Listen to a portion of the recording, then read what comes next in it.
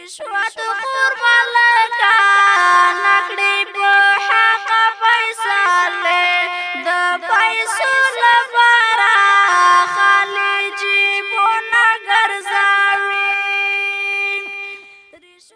له حضرت ابو هریره رضی الله عنه څخه روایت دی چې رسول الله صلی الله علیه وسلم فرمایلی دي الله تعالی پاک ذات دی نه قبلوي مګر پاک. بیا یې د یو سړي مثال وړاندې کړ چې اوږد سفر وکوي، ویښتان یې ببر وي، ګرد وهلی وي، خپل لاسونه د اسمان په لور پورته کوي او داسې وایي ای ربه زما، په داسې حال کې چې خوراک یې حرام وي، څښاک یې حرام وي او پوښاک یې حرامه وي او په حرامو تغذیه شوی وي، څرنګه به یې دعا قبوله شي؟